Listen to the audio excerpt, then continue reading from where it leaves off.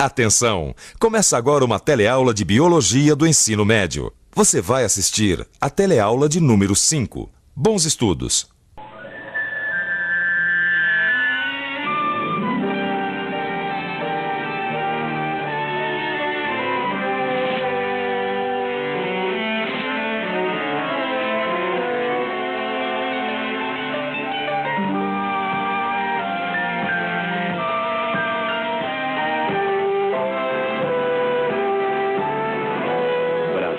Trabalho e paz. De mãos dadas é mais fácil.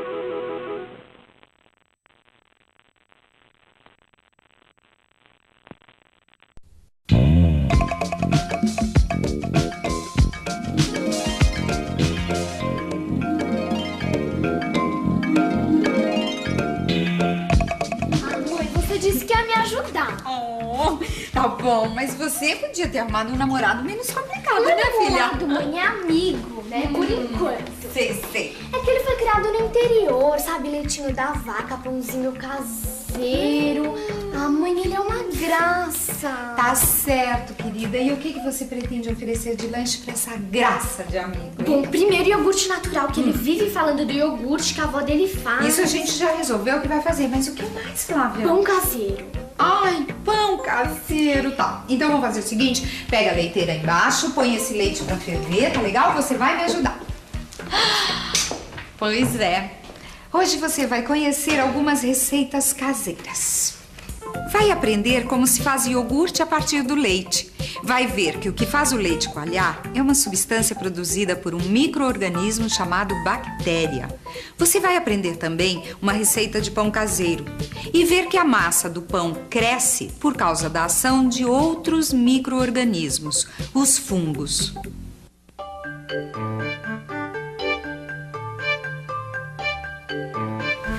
Pronto, mãe. O leite já ferveu. Pode Já pôr tá aí. sereno. Isso, agora deixa esfriar mais um pouquinho, porque se ficar muito quente não dá certo. Agora você vai pegar um pote de iogurte natural, isso, e misturar no leite já morno. Tá. Isso mesmo, um pote de iogurte pronto com leite morno. Mistura bem. Aqui com o leite. Isso. Todo? Vamos ver se vai dar certo. Põe todo. Aí agora, depois de misturar bem, você vai deixar repousando na tigela por no mínimo 6 horas. Mas é preciso de iogurte pra fazer iogurte? Para que o iogurte fique com o gosto desejado e com a consistência certa, você precisa prestar atenção num detalhe muito importante. O iogurte que se mistura ao leite.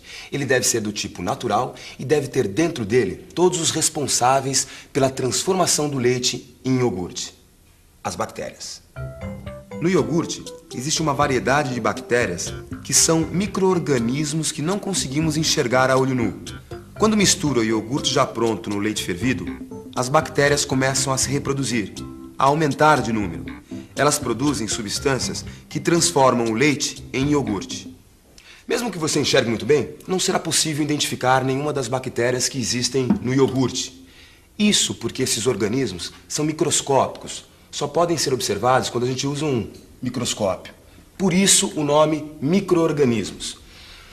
Como todos esses seres vivos, os micro-organismos também precisam de alimentos para ter energia e realizar as suas atividades. Do que eles se alimentam? O leite tem um açúcar que se chama lactose. Esse açúcar se transforma em outro açúcar, a glicose. Dentro de suas células, as bactérias usam a glicose para obter energia. Nesse processo, acaba se formando também uma outra substância, o ácido lático. Com o tempo, a quantidade de ácido lático que se forma vai aumentando e a mistura vai ficando cada vez mais ácida. Essa acidez acaba alterando as propriedades das proteínas contidas no leite. Ele coalha, formando grumos, desse jeito. A consistência é mais sólida. Ô, companheiro, por favor, colabora aqui com uma experiência científica. Dá uma experimentada nesse iogurte. E aí, que gosto tem?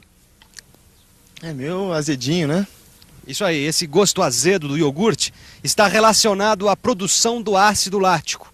Que outras substâncias você acha que tem esse gosto parecido com o do iogurte? É meio parecido com vinagre, né? Eu acho que limão, laranja, coisas ácidas, né? Agora, será que se a gente misturar essas substâncias ácidas ao leite, a gente vai obter iogurte?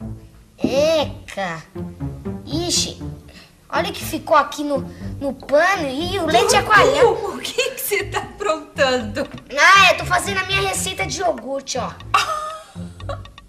Iogurte, Dudu? Mas com vinagre. Mas o vinagre também não é o tipo de ácido? Dudu, é mais ou menos o mesmo processo. Só que o ácido lático produzido pelas bactérias alteram as proteínas do leite, dando aquela consistência e aquele gostinho gostoso do iogurte, entendeu? Agora, esse teu iogurte não tá com uma cara das melhores, não. Você acabou de ver que para se conseguir um iogurte com o gosto certo, a consistência certa, é preciso do ácido lático, que é fabricado pelas bactérias. Agora, como as bactérias são seres vivos, existem alguns segredinhos para a receita dar certo. Uma das instruções é esperar o leite fervido esfriar um pouco. Por que será que isso é importante? Vamos pensar um pouco? Vamos pensar um pouco. Todas as receitas de iogurte recomendam que deixe o leite esfriar. Por quê? Bem, vamos pensar. As bactérias são seres vivos. Temperaturas muito altas destroem células vivas, certo? Se misturarmos as bactérias do iogurte já pronto com o leite muito quente, elas morrerão. Com certeza, essa é uma das razões para não se usar leite muito quente na receita do iogurte. Mas essa não é a única razão para se preocupar com a temperatura do leite que se usa para fazer o iogurte. Você já aprendeu que as reações químicas que ocorrem nos seres vivos são realizadas por enzimas. E a ação dessas enzimas depende muito da temperatura.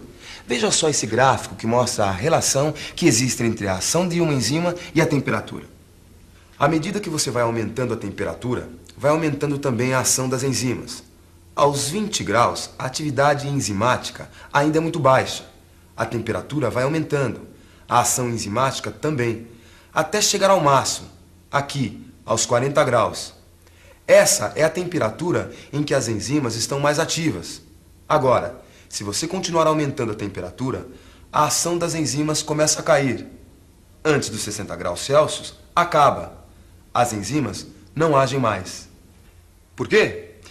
Em temperaturas muito altas, as enzimas perdem suas propriedades e não funcionam mais. Em temperaturas muito baixas, a ação das enzimas é inibida. Portanto, se você colocar as bactérias do iogurte no leite, quando ele está numa temperatura entre 40 e 50 graus Celsius, as reações serão mais rápidas e o iogurte ficará pronto mais rapidamente. Tá aí mais um segredinho. Muita gente se surpreende quando fica sabendo que micro-organismos, como as bactérias, servem para preparar alimentos. Pois é, geralmente a gente dá mais atenção para os efeitos negativos desses seres vivos. Eles provocam cáries, doenças, podem estragar os alimentos, só que eles também servem para produzir alimentos e bebidas também. Os micro-organismos são usados para produzir bebidas fermentadas, como as cervejas e os vinhos, ou então bebidas destiladas, como a cachaça e o uísque. Saccharomyces cerevisiae é um micro-organismo responsável pela produção de bebidas. O pão também é feito com a ajuda de pequenos seres. O fermento biológico é formado por esses fungos microscópicos. Olha só que sujeira. O Dudu apronta as artes dele e a gente que tem que limpar. Ele conseguiu sujar até o chão, acredita? E eu que não faço pão caseiro desde que eu era menina, quando minha mãe me colocava na cozinha pra ajudar. Ai, mãe, para de reclamar. Ai, Vê tá se bom. não tá faltando nada. Então vamos lá. Meio copo de água morna, 2 tabletes de fermento biológico, 1 colher de sopa de óleo, farinha de trigo, uma pitada de sal e um ovo que a gente coloca se quiser. Tá tudo certinho. Então, mãos à obra, menina. Agora você vai dissolver os tabletes de fermento na água morna junto com o açúcar e deixar repousar até formar bolhas na superfície. Isso. Ô Mãe, não é nesse tablete de fermento que estão os micro-organismos? Isso mesmo, filha. Por isso que para fazer pão, a gente só usa fermento biológico. A água morna eu sei para que serve. É para acelerar as ações das enzimas e as reações realizadas pelos micro-organismos do fermento. Isso mesmo. Agora, sabe o que eu não entendi? Para que o açúcar se eu quero fazer pão salgado? Esse é mais um daqueles segredinhos. O açúcar serve de alimento para os micro-organismos do fermento biológico. É do açúcar que eles tiram a energia que eles precisam. Esse processo se chama respiração. Na respiração, os micro-organismos transformam a glicose em gás carbônico e água. Nós, seres humanos, também realizamos esse mesmo processo. Transformamos glicose em energia durante a respiração e produzimos gás carbônico. O gás carbônico a gente elimina junto com o ar que sai dos nossos pulmões. No caso dos micro-organismos do fermento, o gás carbônico forma as bolhas que aparecem na mistura com água e açúcar e nas bolhas que fazem a massa do pão crescer. Olha aí, mãe, a mistura do fermento com água e açúcar já fermentou, já tá cheia de bolhas na superfície, olha. Bolhas de gás carbônico, certo? Isso. Agora faz o seguinte, abre aí essa farinha. Isso, e vamos acrescentar o sal, o óleo, e o ovo. Ó, quebrar teu galho aqui, viu? Isso, agora misture bem. E a mistura do fermento. Tá. Isso. Agora misture bem com a farinha. Bastante, bastante, bastante. Agora pode botar essa massa para descansar. Vamos lá? Vou deixar a massa descansando até que ela dobre de volume. Porque se a massa não cresce, o pão fica duro. E por que tem que dar esse tempo aí? Segredinhos, Dudu. Segredinhos da receita. É preciso esperar um pouco para que haja tempo dos micro-organismos agirem e produzirem bastante gás carbônico. Quanto mais gás carbônico eles produzirem, mais a massa cresce e mais fofo fica o pão. Não é interessante? Agora, os micro-organismos, quando respiram, acabam eliminando produtos que acabam servindo para fazer alimentos. O ácido lático produzido pelas bactérias transforma leite em iogurte. E os fungos microscópicos do fermento eliminam o gás carbônico que aumenta a massa do pão. Enquanto a gente espera a massa do pão dobrar de volume, vamos fazer uma revisão. E atenção, se liga aí que é a hora da revisão. Na teleaula de hoje, conhecemos as bactérias que existem nos iogurtes. Vimos que elas usam o açúcar do leite, a lactose, para respirar e obter energia. Nesse processo, acabam produzindo uma substância ácida, o ácido lático, que transforma o leite em iogurte. Nós vimos também a influência da temperatura na atividade das enzimas e conhecemos a temperatura ideal para que a transformação do leite em iogurte aconteça mais rapidamente. Nós aprendemos ainda nessa teleaula a receita de pão caseiro e vimos a importância da ação de outros micro-organismos, os fungos. Eles produzem o gás carbônico que faz a massa aumentar de volume e o pão ficar bem fofinho. Bem, meu diário, juro que eu fiz o melhor possível. Mal posso esperar por amanhã. Será que o Beto vai gostar? Ai, depois eu te conto. Tchau!